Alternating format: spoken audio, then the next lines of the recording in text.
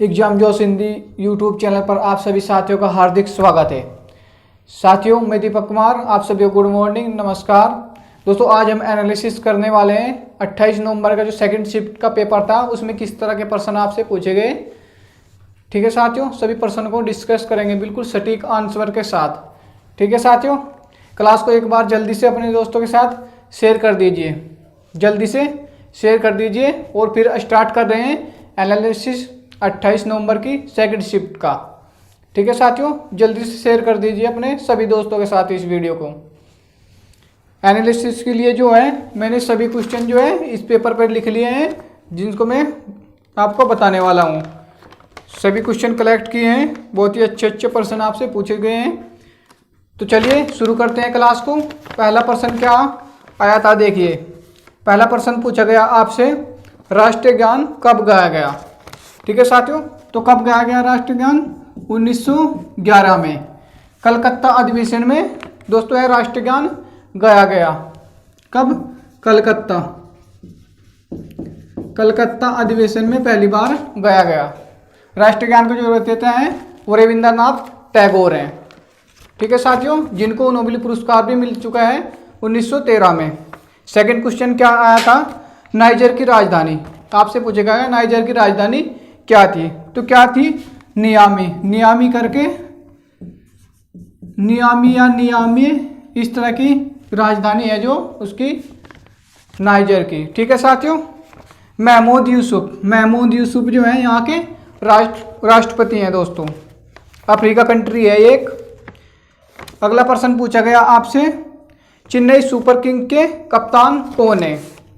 तो Chennai super Kings जो है आपने सभी को पता होगा, जो बहुत आईपीएल देखा होगा आपने। तो कौन है कप्तान?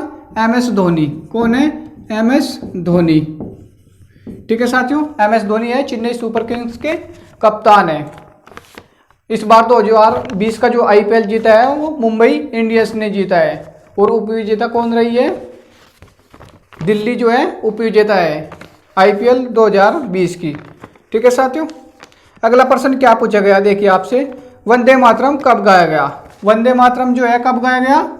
1886 में जो है ये भी कलकत्ता अधिवेशन में गाया गया वंदे मातरम। ठीक है साथियों, इस प्रश्न का बिल्कुल सही आंसर है ये। अगला प्रश्न देखिए आपसे क्या पूछा गया है, भारत के दूसरे राष्ट्रपति। भारत के जो दूसरे राष्ट्रपति कौन थे? एस राधाकृष्णन। कौन थे?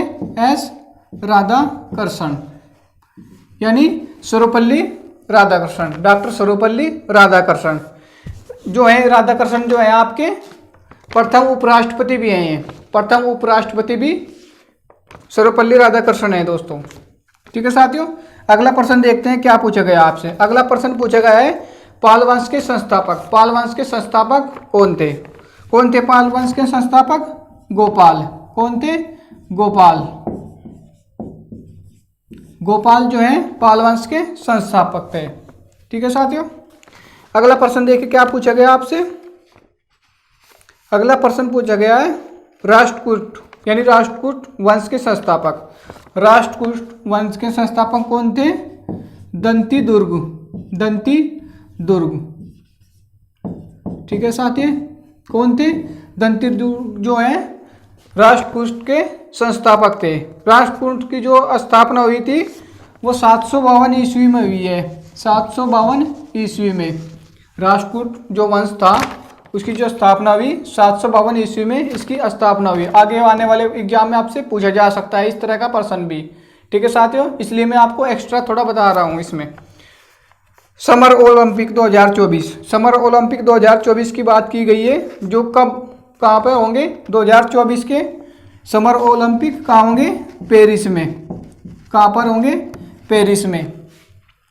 ठीक है साथियों, अगला प्रश्न देखिए क्या पूछा गया, चोरा चोरी कांड। चोरा चोरी कांड के बारे में पूछा गया है दोस्तों। एग्जैक्ट नहीं है, इसमें पूछा गया होगा आपसे कि कब हुआ। तो कब हुआ? 4 फरवरी में हुआ है दोस्तों ये। 4 फरवरी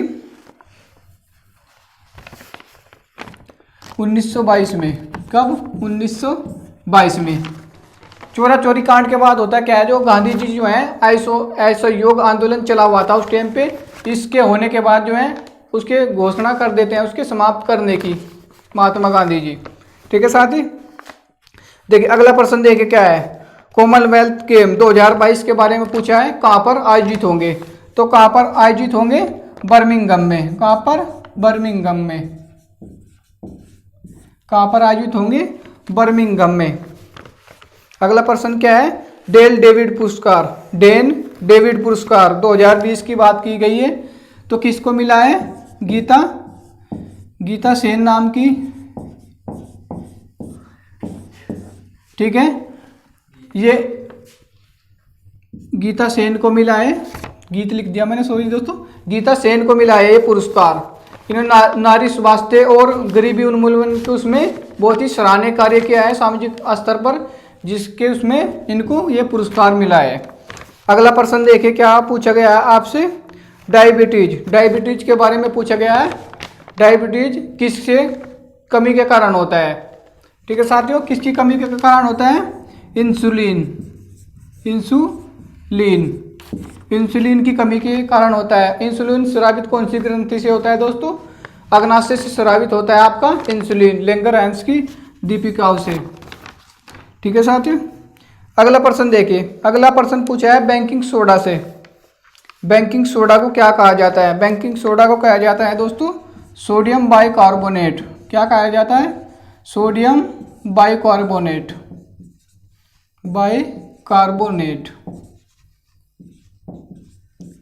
ठीक है साथियों।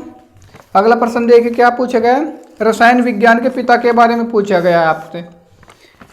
रसायन विज्ञान के पिता कौन है? तो कौन है? एंटोनियो लेविसियर।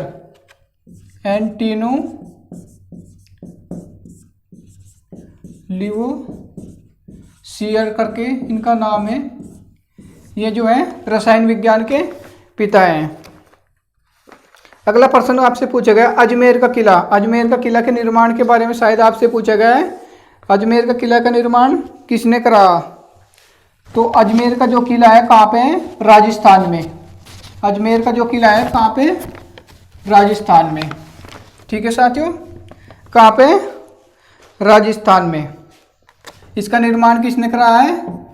अजय पाल नाम के शासक थे यहाँ के, अजय पाल। इन्होंने इसका निर्माण किया है अजमेर के किले का। अगला प्रश्न क्या है दोस्तों? अगला प्रश्न पूछा गया आपसे सांची का स्तूप किसने बनवाया? किसने बनवाया? आप सभी जानते हो किसने बनवाया सांची का स्तूप। तो इसका राइट आंसर है दोस्तों सम्राट अशोक जो है इन्होंने इसका निर्माण कराया है। मौर्य वंश के जो बहुत ही प्रतापी शासक हुए हैं सम्राट अशोक। अगला प्रश्न देखिए दोस्तों क्या पूछा आपसे, अनुच्छेद के बारे में पूछा है दोस्तों। अगला प्रश्न जो है अनुच्छेद 148 से पूछा गया है। तो अनुच्छेद 148 किससे संबंधित है? नियंत्रक एवं महालेखा परीक्षक जो कैग होते हैं भारत के, उसके बारे में अनुच्छेद 148 में बताया गया है। अगला प्रश्न क्या है दोस्तों, सबसे ज़्यादा जनसंख्या घनत्व 2011 की जनगणना हुई है दोस्तों, उसमें उसके हिसाब से पूछा गया है। तो सबसे ज़्यादा जनसंख्या घनत्व किस राज्य का है? किसका है? बिहार का। क्या है? 1102 व्यक्ति प्रति किमी है यहाँ पे।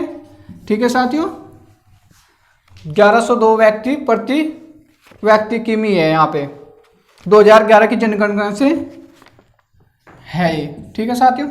अगला प्रश्न देखिए दोस्तों, क्लास अच्छी लग रही है तो क्लास को जो है लाइक जरूर कर दीजिएगा और अपने दोस्तों के साथ शेयर करना ना भूले। चैनल पर नए हैं तो चैनल को सब्सक्राइब जरूर कर लीजिएगा। ठीक है साथियों, चलिए नेक्स्ट प्रश्न देखते हैं। अगला प्रश्न पूछा गया आपसे आनुवांशिकता का सिद्धांत। आनुवांशिकता जो सिद्धांत है वो किस वैज्ञानिक ने दिया है? तो कौन से वैज्ञानिक हैं दोस्तों? वैज्ञानिक हुए हैं ग्रेगर जॉन मेंडल के नाम से है दोस्तों, जॉन मेंडल।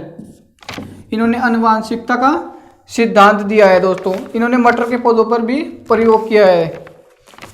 आनुवांशिकता के पिता भी इनको कहा जाता है। क्या कहा जाता है? आनुवांशिकता के पिता। ठीक है साथियों, आनुवांशिकता के पिता। संविधान का निर्माण जो है होने में कितना समय लगा, यानी जो संविधान भारत का निर्माण हुआ, यानी भारत के संविधान का, उसमें बनने में कितना टाइम लगा। तो कितना टाइम लगा, 2 वर्ष 11 माह 18 दिन का समय लगा। जो भारत का संविधान है 26 जनवरी 1950 को जो है अपनाया गया, यानी लागू हुआ। 26 जनवरी 1950 को जो है भारत का संविधान लागू हुआ। दोस्तों ये प्रश्न थे, मैंने आपको सभी करा दिए हैं जो भी आपसे सेकंड शिफ्ट में पूछे गए थे 28 नवंबर की।